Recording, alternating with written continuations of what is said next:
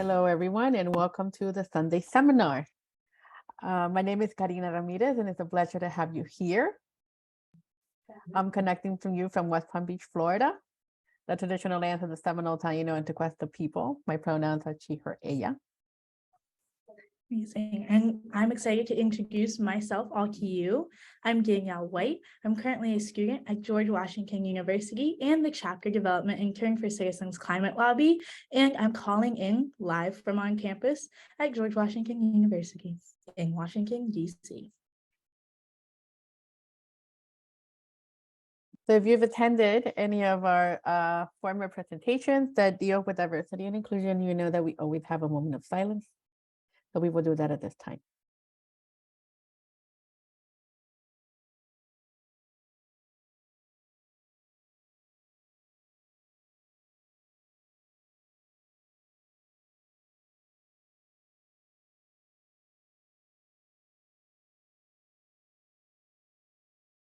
And as usual, we usually do observe.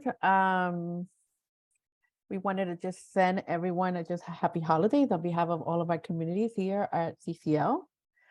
Yesterday was the International Day of People with Disabilities, and these 2 days that you see on your screen are days that deal with United Nations celebrations or observances. International Migrants Day will take place on December 18th, and that is normally a day to focus on the voluntary and the forced movements as a result of increased disasters and economic challenges and extreme poverty or conflict that many communities are facing.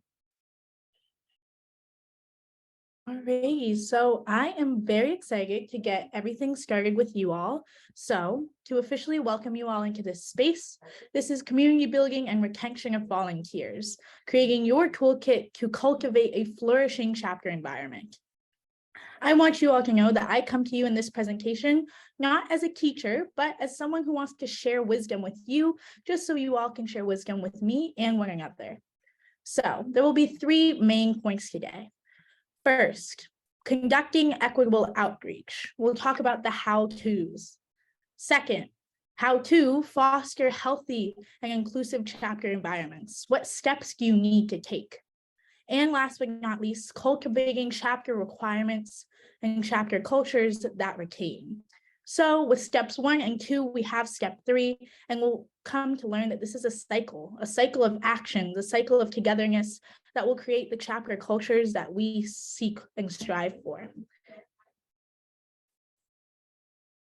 So in addition to our goals for today, I want to share with you our learning outcomes. First, you'll learn the effective tools for connection. Second, you'll learn ideas to implement. And last but not least, a sense of community across chapters. Wherever you're calling in from today, you'll be able to feel connected to the other members that are present on this call because we're sharing that goal of wanting to create healthier, inclusive chapter cultures. So to get us started, we'll begin with some baseline definitions. You may all have how you define these terms in your minds, and feel free to share that in the chat if you'd like, but I'll run through some baseline definitions. So when I refer to these words throughout the presentation, you know what I'm talking about. So first, we have outreach. Outreach is the basic form of reaching out to someone to say, hey, are you interested in our chapter, becoming a member perhaps? So outreach is that original aspect of reaching out. So outreach is, in the bare minimum, that initial interaction, that initial connection. Next, we move on to onboarding. Onboarding is after we hear that first response to our question. So after we say, hey, Danielle, are you interested in becoming a part of our chapter? Once I say yes, we begin the onboarding process. So onboarding is showing what are those outlets for personal success within your chapter? What makes me want to become a part of your chapter and make me feel like I can flourish in the space? So how do we get connected to the other chapter members? When I'm onboarded, I'm not only onboarded by the first person I meet, but I also am onboarded by everybody else in the chapter and how they interact with me as well. So those are those first initial steps to making someone feel welcomed in the chapter. And next, we move on to retention. When onboarding is done right, we retain. Folks feel so seen that they want to stick around. They want to keep showing up to your chapter meetings and events. They feel heard. They feel as though they have a place in the chapter. And then they're able to conduct outreach themselves as well. Because when I was retained, I was so in love with CCL that I could not shut up about it. I couldn't help but turn to my peers and say, I'm part of this space where I feel seen, heard, and valued. You should join me in this space as well. So when we conduct outreach and onboarding in a fashion that really speaks to the dignity of the person we want to connect with, they do the rest for us. They begin to work within the cycle to create a bigger, better chapter because of how you built the frameworks. So as we move forward, we're going to move into this diversity, equity, and inclusion analogy. DEI stands for diversity, equity, and inclusion, and I'll do a breakdown. So I love a good analogy, and if there's any point where you might have a question, again, feel free to place it in the chat. So diversity. We're asking the question of who is in the space. I invited you all to my dinner party. We're seated at this table, and now I'm asking the question, before I even send out that invitation, who is in the space? Who came to this dinner party? Who is in the space? And this means this can look like a variation of identities, lived and learned experiences. Next, we're moving over to equity. Again, in the analogy of a dinner party, we're asking the question, is everyone being served to meet their needs? I'm a vegetarian. At my dinner party, I should have vegetarian options, but I should also have options for folks who aren't vegetarian like I am. I should have gluten-free options for the folks who can't have gluten. Again, within that analogy, it's again, making sure people are able to fill themselves, feel nourished in that space. So again, we're asking the question of, is everyone being served to meet their needs, whatever their needs may be? And next, we're moving over to inclusion. Is this dinner party accessible? We're thinking about the invitations, the times, the dates. Did I write these invitations in multiple languages so as many people could come as possible? Is the time respectful of folks who have work schedules, school schedules? Is the date respectful? Perhaps it might fall on a religious holiday for a different belief set than mine, but that doesn't mean that I should hold it at that date. What does it look like to find other ways to make sure folks are included?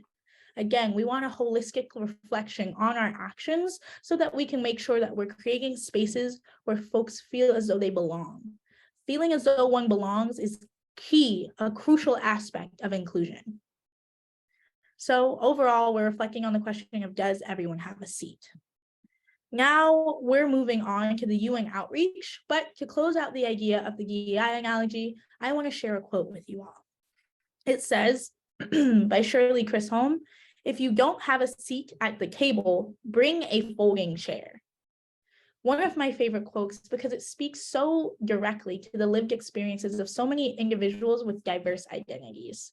So often we feel as though we have to make a space for ourselves because that space is not provided.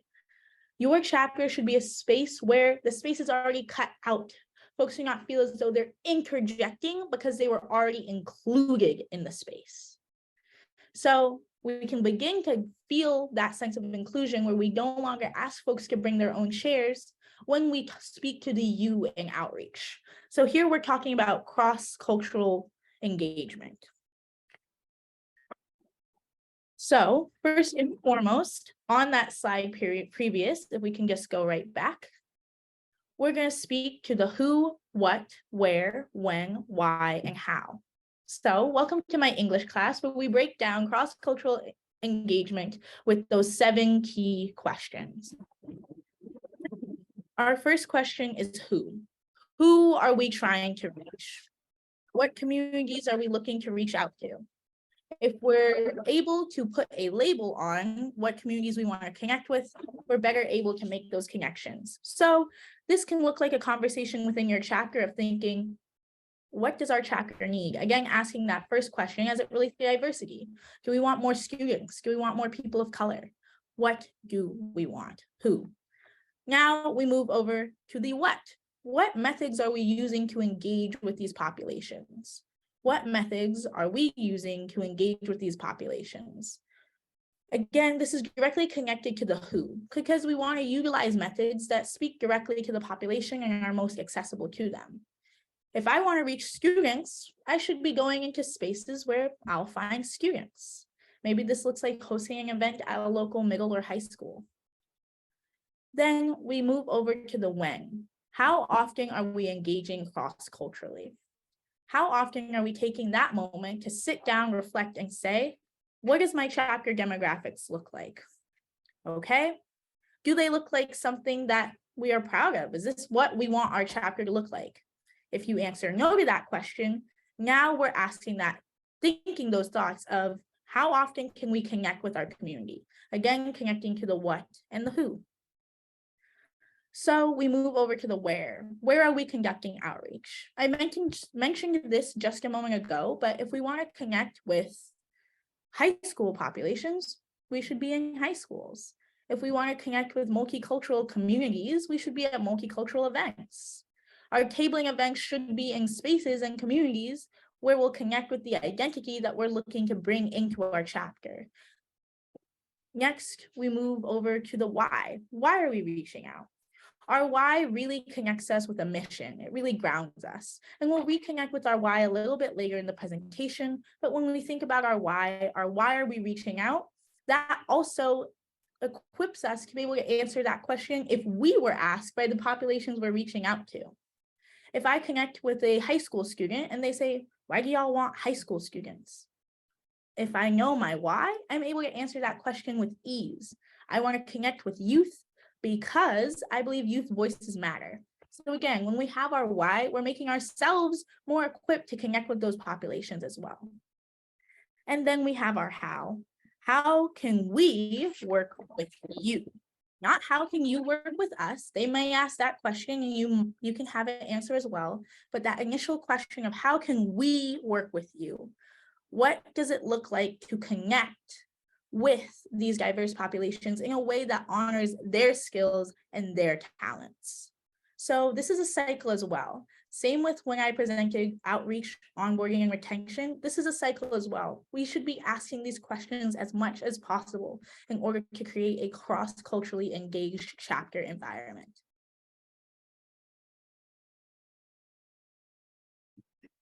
So now we're going to break down just some definitions of the word welcome and nurture. So we've conducted our cross-cultural outreach, but there's still much more to do. Our welcoming is our start point. So welcome, as defined by Merriam-Webster, is to greet hospitably with courtesy or cordiality, to accept with pleasure the occurrence or presence of. And again, both of these words are verbs speaking to the action aspect of them. Then we move on to nurture, a verb as well, to supply with nourishment, or zoning in on definition 3, to further the development of. We want our chapters to be spaces where folks come in, and by the time that they are 1 year in, 2 year in, 6 months in, 6 weeks in, they already feel as though they are growing, in this case, as climate advocates. So welcoming is the beginning, but we want to shift to where we are nurturing the people in our chapters. So with this, we are going to, I want you, before we interact with these questions, to picture this. I am going to welcome you into a brand new room. I'm going to open the door and I'll welcome you in. However, there's nothing in this room.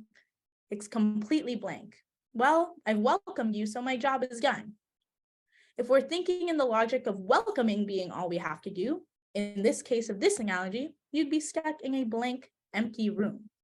But if I nurture you, now I'm speaking to your dignity and your needs. So in the case of this blank room, I might ask you, what do you want this room to look like? Do you want a couch there, a lamp here, a beautiful rug, maybe some art hanging from the walls? What do you want this room to look like? And how can I support you in getting it to look like that? So again, welcoming is our baseline. I can welcome you into a blank room, or I can nurture you in a room that makes you feel like you belong there, you're included, you're respected, you're valued. So I'd like you all to think of nurturing in a dinner party setting. Again, that's connected to the ideas of what does it mean to sit at that table and have everything you need. So I'll return to that in a moment, but for now, I'd like you all to reflect on your current practices. So take a moment to think about the question of how are we currently nurturing newcomers? So I'd like you to put your response to this question after you've had a moment to think in the chat, and then I'll read a few aloud, discuss, connect with them, and then we'll see what wisdom we can find. So take a moment to think, how are we currently nurturing newcomers? Thank you, Erica. Erica shared, I offer to meet one-on-one with every new member. Some take them up on it. Ellie Sparks shares, we offer the informational session on Wednesday evenings, very interactive and informative. Again, so as folks continue to chime in, we have Ron sharing a welcome email that includes an offer for a one-on-one, for a 20-minute phone chat. Bob shares they invite to a table with us, a one-on-one Zoom session. Greet with a dance party like the reception one. Incredible, lively. So thank you all for those who have shared so far. Again, we're going to take some more time on this slide, so feel free to get your responses in to reflect. And so far, we're hearing a lot of amazing stuff. Those interpersonal connections, those deep one-on-ones, those chances to really get to learn what that person wants to do within your chapter. Are they a creative? Do they want to create presentations? Do they want to present? Do they want to lead in some space? Jeffrey shares, connecting to areas that they are passionate about. We have a Wednesday, we have a potluck on Sundays. Delicious. Again, a potluck is a really great example in this sense of let people bring themselves, and then together you have a beautiful mosaic of a meal in that sense, and chapter members in another. Jim shares personal invitations to chapter meetings, again, saying, come to this space, we want you. I'm sure we've all had experiences where a friend invites us to come with them somewhere, and we feel even more connected and invited as opposed to feeling as though you're inviting yourself. Ali shares, this is where our chapter needs to work harder. We do a decent job of onboarding, one-on-one conversation, but we need to continue to connect for longer and help people really find their place to be active. Well, thank you for sharing so vulnerably about that, Ellie. This is your space to really learn those tools for what you can do to really, as you said, as you put it, work harder in that area. Andrea said, we offer phone/in-person meetups with one of our team members. Felicia says, concurrent texts and emails, welcoming, asking for a time to personally speak to get to know them. Follow up with 3 days to non-responders or scheduled appointment time to speak, preferably when the person can log on to the community page. We also do personal invitations to meetings Ellie is following up on, and they say that's not enough. William shares, ask them to become a part of a team within the chapter. Shreya says, and correct me if I pronounce your name wrong, we recognize people when they have taken initiative for the chapter, and we welcome new ideas. Alrighty, we'll pause here after these last two. Marak says, personal phone calls after they sign up online to join our chapter. In that conversation, we find out their interests, their backgrounds, why they have joined. Then Zoom session with them or several of their fellow new members. Then we welcome them at their first meeting and follow up. We need to broaden our outreach. And then Andrea says, we always had potlucks at in-person meetings. Most of our members say they want to meet on Zoom now, but then we have a low turnout. Help.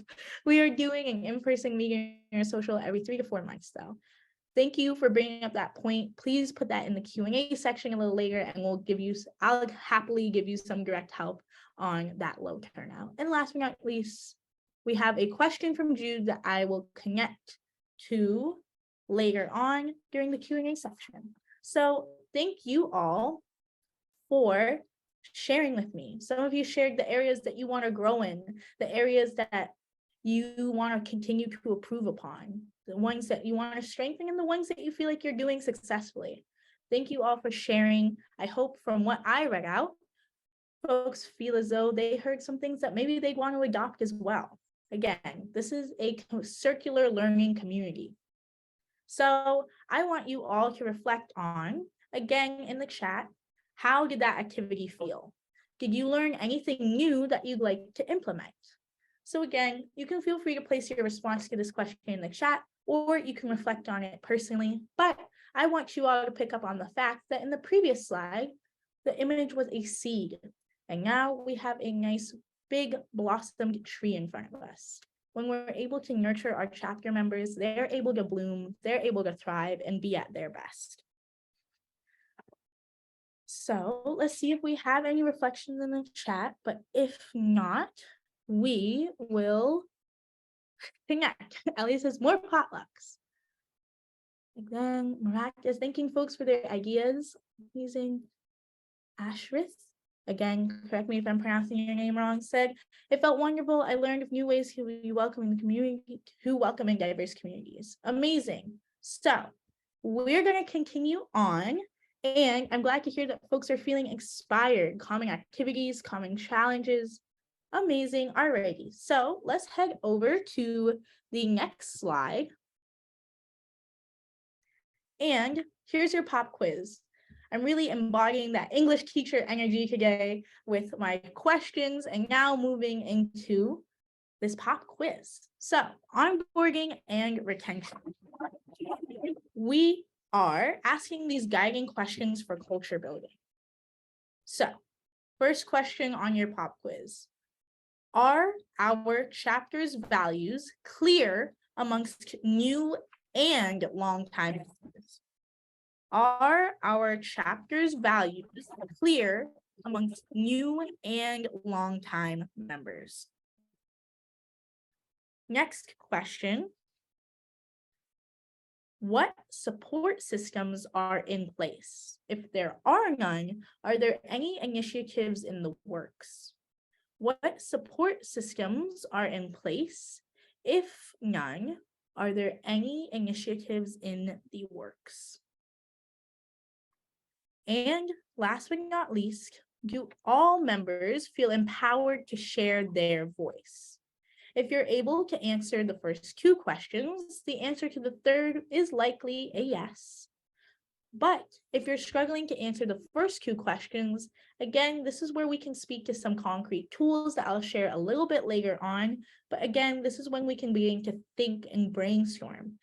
This space, this idea, this concept of laying the foundations to create a healthier, inclusive chapter is innovative. So again, we want to be thinking outside of the box of what does it look like to make sure our chapter values are clear? What tangible action items can be done to make it so? What support systems can we build? What standards can we create? Again, I want you all to feel as though you're able to tap into your innovation, your creativity when it comes to really connecting with the populations that you seek to connect with. So I am thinking of our room analogy one more time. So within our room, again, we furnished it. It looks lovely. You're happy with it. But we have a moment where perhaps there's a leak or one of the windows in there is a bit drafty. When we ask these questions, again, let's stay on the previous slide for just one more second. But when we ask these questions, we should be thinking of our support systems. So directly connected to that second question of support systems, if there's a drafty window, a leak in the room we've created, what does it look like to empower folks to feel as though they can speak up, to say, I really need help fixing this leak, fixing this drafty window. And again, outside of that analogy in the context of your chapter, that might look like, hey, I really enjoyed this presentation we gave. Can we give it again? Or I didn't particularly like that presentation. Is there any way we can think of new ideas so we can have presentations where everyone enjoys. Again, we want to empower folks to feel as though they can advocate for themselves in the spaces of your chapter. So remembering that retention is a daily practice, a daily drumbeat of small actions can create large impact. We don't have to completely reform our chapters in a day, but when we take the steps day by day, we can create something new in no time, especially when all hands are on deck. So now we can proceed to the next slide, where we can speak about DEI in the chapter context. So I gave you DEI in the setting of my dinner party, but let's really speak to it first and foremost directly within our chapter. So diversity. What identities and experiences are present among my chapter members? Experiences perhaps in regards to their passions, their life stories, who they are that has formed them. So what identities and experiences are present in my chapter members? Sometimes this is something that we can respond to by seeing, but other times this is again created through constructive conversation. So this can include identities such as BIPOC folk, or it can include a wide range of lived experiences. Next, we can speak to equity. Are there resources, support systems, or tools for each chapter member to bring their fullest self? Again, we shouldn't be fearing imperfection. Our chapters are allowed to make mistakes. That is totally a-okay. And what matters is how we respond when those mistakes are made. Again, we're not striving for perfection. We're striving for consistently acknowledging our imperfection to know that we can have bad days and we can also be better the next day. To then, in the future, mitigate our frequency of bad days. So again, within this question, we're thinking to what I just mentioned about the room. When things pop up in our chapter, good or bad, do folks feel empowered to speak, to say, this bothered me, or I loved this, and flesh out those conversations? And do the persons in leadership in our chapter feel well equipped to listen? And then we move over to inclusion. Is my chapter environment enabling all members to flourish? Is my chapter environment enabling all members to flourish? Is everyone feeling as though they can thrive in the space? And again, this is where we go back to nurturing. We can go all the way back to the dinner party analogy. Whatever it looks like, does everyone have what they need to flourish? And then when we connect it back to equity, and can they ask for it when maybe they don't feel as though they have it, or when they want more of it? Maybe they want seconds at your dinner party. So now we can speak a bit more to the concrete chapter development resources that I want to share with you all, that I want you all to envision, to think about, and work with. So here's the format for this slide. I'll share about the ideas to implement. Then I'll open the floor for folks to talk and discuss and think about what might it look like to implement these ideas, any questions directly about these ideas, and then we'll continue on, wrap up, and then open the space for some more profound dialogue. So our first question is the ideas to implement. First, my first suggestion is internal diversity, equity, and inclusion trainings for group members. So we want all our group members, all our chapter leadership members to be on the same page when it comes to diversity, equity, and inclusion. I didn't directly link any resources to this point. However, you can find the resources that work best for you by taking a search throughout the interwebs to find what works with your chapter. And you can speak with your chapter members directly to say, what do folks need more knowledge on? Again, when we're able to create healthy environments, we're able to open the floor for folks to say, I don't know. I feel as though I'm starting from scratch, and say, that's okay. We're here to build you up so that we can build together. So internal DEI trainings are a great way for you to facilitate a baseline. And this can look like conversations, dialogues, calling in outside support systems to teach, to educate, Or it can look like reading a book together, a chapter book read where you all go through, comb through, share quotes and inspirations for what you found. There are a wealth of resources, and you know your chapter best for what your chapter would need. Next, we can speak to a chapter diversity, equity, and inclusion statement. Chapter diversity, equity, and inclusion statements are, again, great tools to establish that baseline.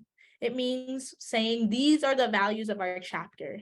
This is what our chapter cares about. And when our chapter isn't living up to our values, here's what we do. Here's how we take accountability to learn and grow and continue to be better. DEI statements mean a lot to me because when I, as an individual with marginalized identities, look for a new opportunity to take part in, a new club or organization to join, I want to know what values I'm joining into.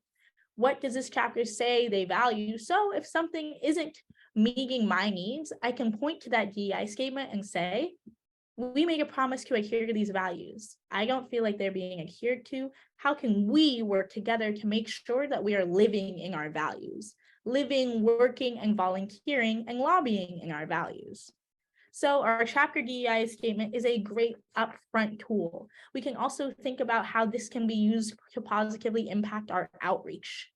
When we're in our outreach spaces, when we think of that why question, if we have a DEI statement, we can also present this, where why do I want to connect with high school students, BIPOC students? Because we value their voices. And look, we have it written here. It is truth. It is what we believe and what we are living in by doing and conducting this outreach in the first place. And there's also an opportunity to say, how would you like us to write your lived experience into this DEI statement? So again, these can be crowdsourced.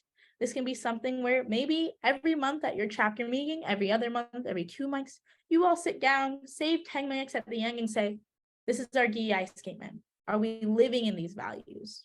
How are we doing? And then we can have a constructive, dynamic dialogue as well. And last but not least, we have action teams. We can also direct diverse individuals, if they are interested, to connect with some of the affinity spaces that are present within CCL already.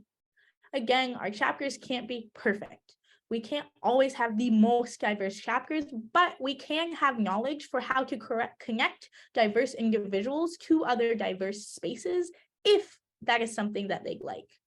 So making sure that new chapter members know that that is an opportunity on the table is incredible. Whether it's the Latina action team that they like, Latin American action team that they like to be a part of, or if it's the Christian action team, whatever it is, CCL has hundreds of action teams that you can connect folks to if they feel as though that they like more affinity. So that is also an option that you can share with your chapter members. So with all that said, I'd like folks to, again, turn to the chat and we'll just speak a little bit to some of these suggested ideas to implement. What are folks thinking? Which of these might be jumping out? Again, these aren't either ors. It's not like you have to pick one or the other. They can be both ands. So which ones are you feeling most interested in? Which ones spark your curiosity? Which ones would you like to hear me speak more to? So again, I'll take a moment for folks to think and then get to typing on feedback. What do y'all think about these ideas that I presented for possibly implementing into your chapters? So I see folks are rolling in and let's see. William says the DEI statement. Mark says we'll have our chapter come up with a value statement. Erica says, I like the idea of developing a DEI statement for our chapter and revisiting it often with members. Folks are looking for some examples. Again, we'll get to that in our Q&A. Ron says a shared book reading and or movie review watch party. Amazing. Ellie says, I'll talk to our group leader and steering committee about a value statement. Jeffrey says diversity statement and training. We did it once, but to a limited audience. We have sample. Amazing. Julie says, I like the DEI statement and sharing it and chapter values at each meeting. Lisa is very intrigued by the idea of writing down values and regularly checking in with the whole team on how well we're meeting them. It reminds them of the kind of tactics that are effective in the workplace to keep the team moving in the direction it wants to. Bob says, be sure to invite folks to different chapter meetings and national action teams in each meeting. Amazing. Okay, I'll read these last two and then I'll pass it over to Karina.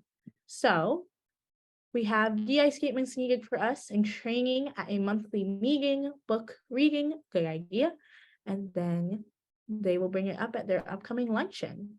The chapter they are a part of is improving diversity, it's been slow. And last but not least, the introduction to action teams can help attach people who care about climate, but may not feel connected with group members. Thank you, Danielle.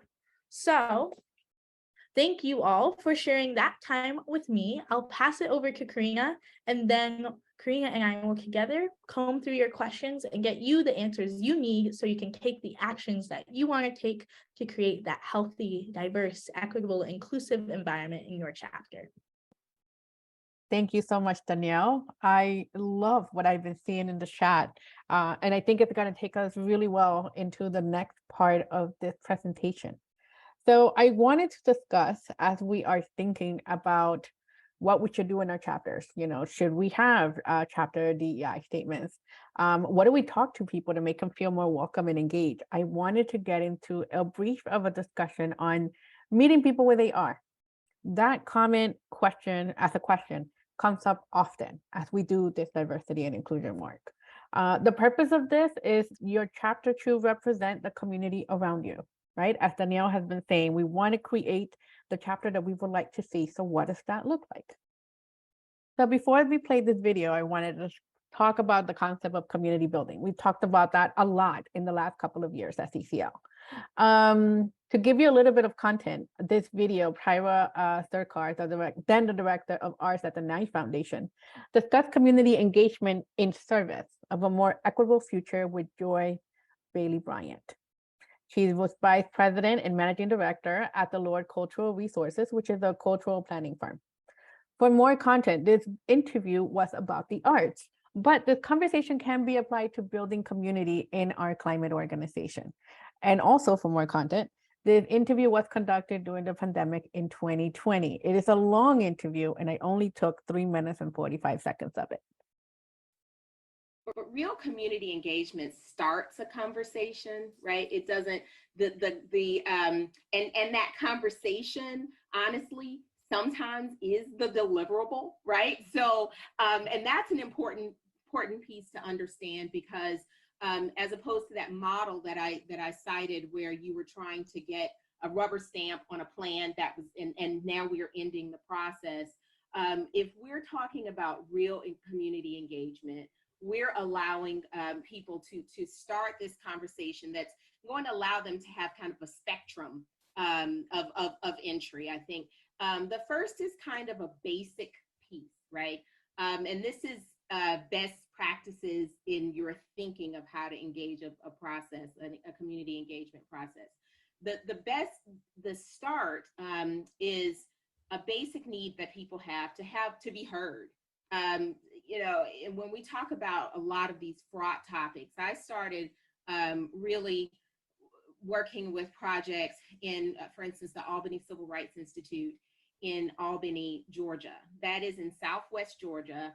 And when I started to work with that group in the early 2000s, at that point in time, many of those people had never been able to tell the stories and experiences that they had in the 1940s, 50s, and 60s, leading up to the civil rights era, in the midst of the civil rights era. And these were elders and people who just wanted to be heard, and they just wanted to get their point out. And as long as they were able to be heard, that was actually enough.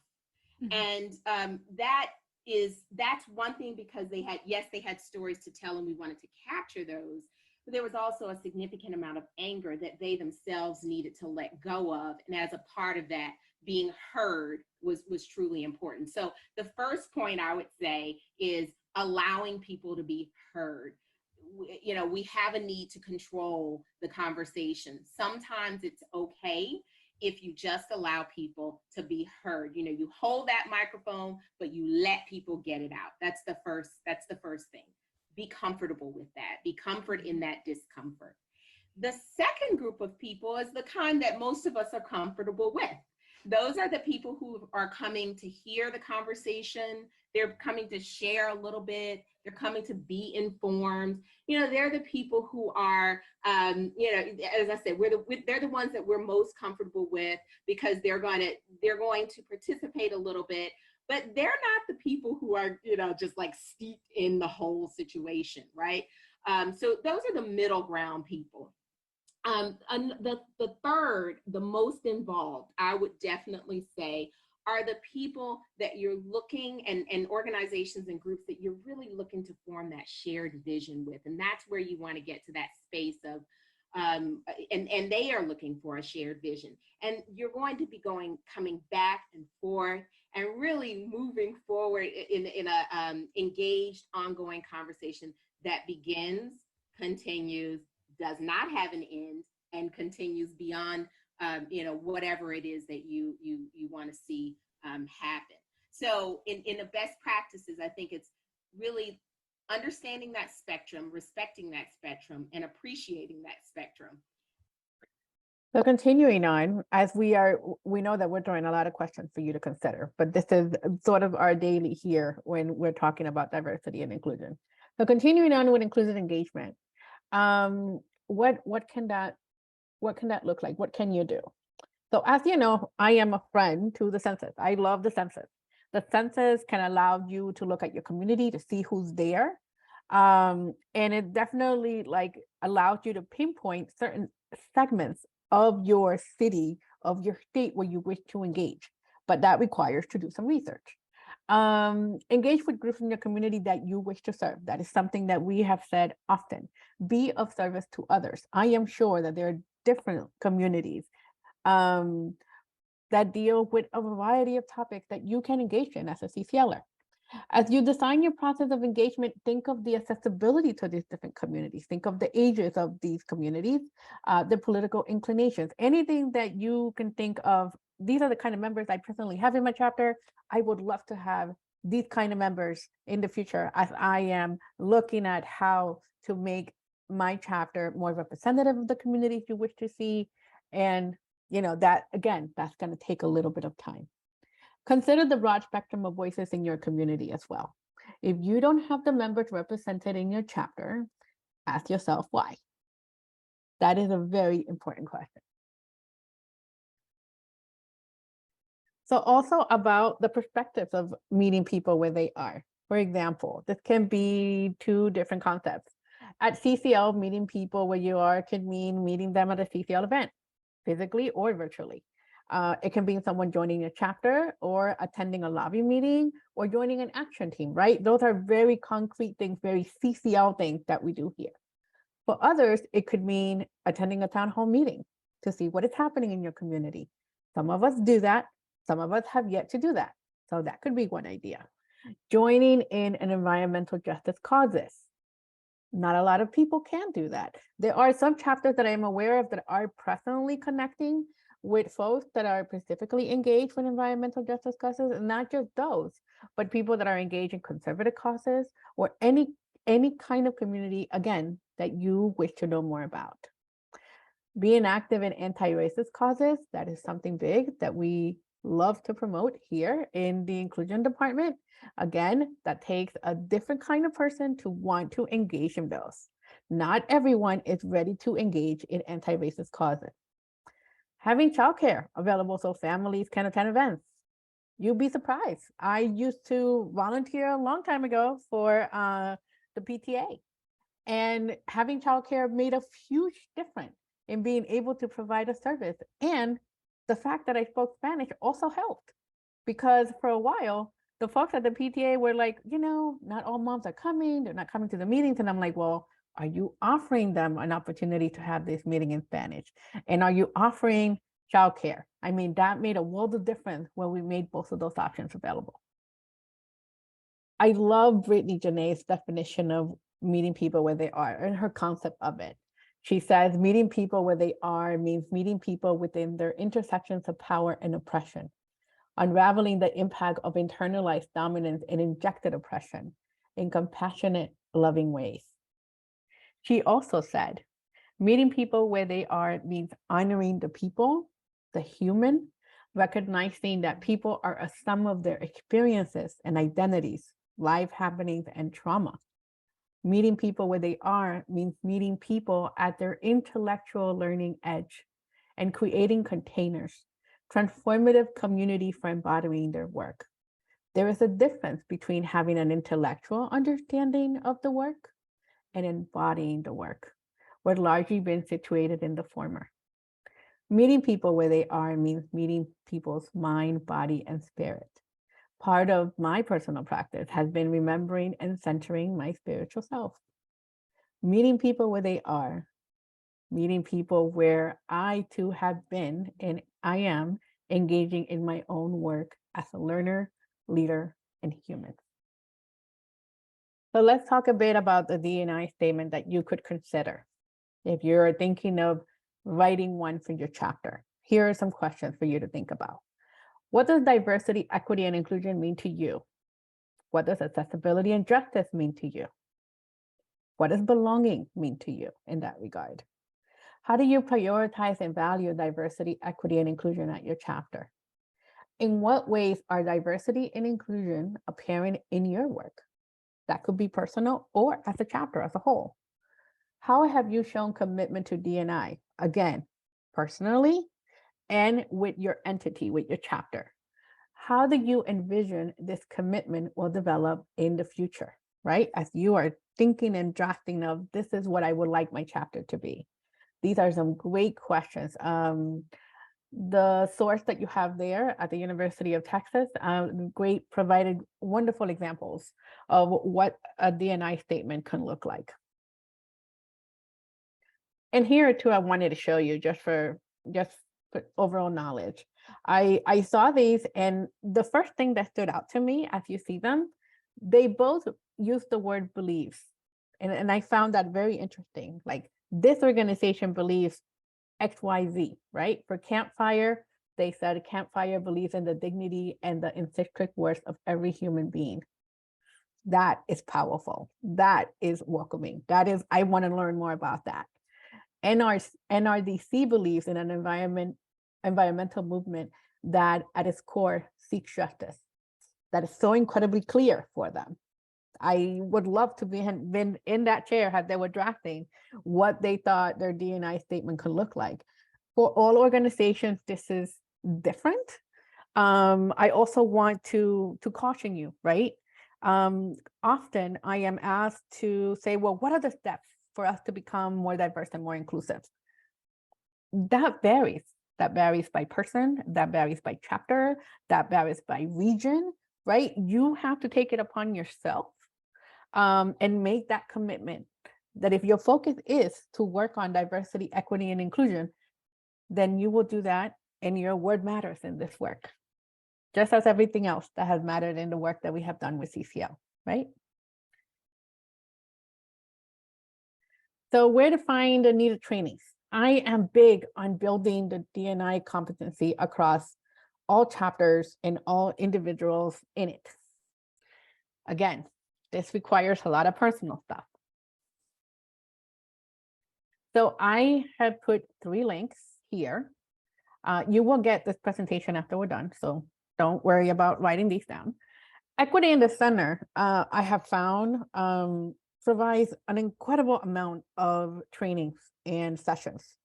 They have training that are specific for members of that are BIPOC, and they have training that are specific for people that self-identify as white.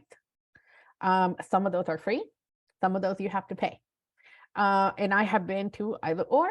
I cannot tell you about the white affinity space because I don't self-identify as white, but I have gone to their BIPOC training, and those trainings keep me motivated and inspired to continue to do this work.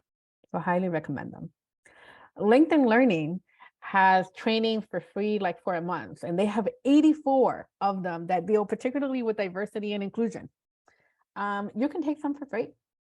Imagine how many of them. I think I took the microaggression training, and it works well. And after you're done with the training, it actually shows up on your LinkedIn profile. So it's kind of a neat program that they have put out there for people that are interested in learning more and building their competency. We also have diversity and inclusion at CCL Community. This is something that we worked on for the last 2 years. I will be updating it with the new team that is coming in, because my department works with fellows every year. So we have a new group of fellows that will be starting in 2023.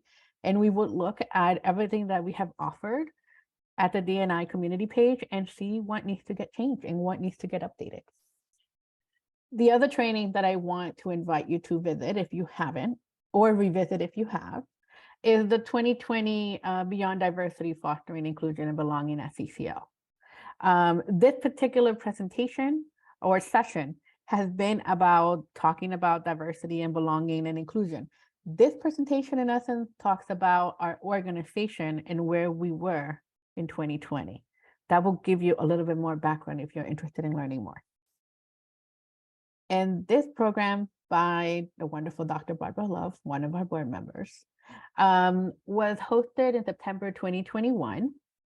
It was a presentation that dealt with how to create inclusive spaces. And it was absolutely fantastic to listen from her point of view of, if you want to engage with the global majority, here are the steps that you should consider before you do. And that is it. I am so glad that you're here, and we are excited to be able to take your questions. Thank you for listening to this episode of Citizens Climate Lobby's training program. You can tune into more episodes anywhere podcasts are available. Inspired by what you heard today? Join Citizens Climate Lobby to advocate for bipartisan climate solutions. Go to community.citizensclimate.org to find more trainings, resources, your local chapter, national action teams, discussion forums, and more. Be sure to like our Facebook page and follow us on Twitter and Instagram @CitizensClimate. We also invite all of our listeners to subscribe to our YouTube channel for more inspiration. Like what you hear? Recommend us to your friends and make sure to give us a 5-star rating. It helps us show up on other listeners' feeds. Feel free to pass on any suggestions for future episodes in the comments as well. And together, we are creating the political will for a livable world.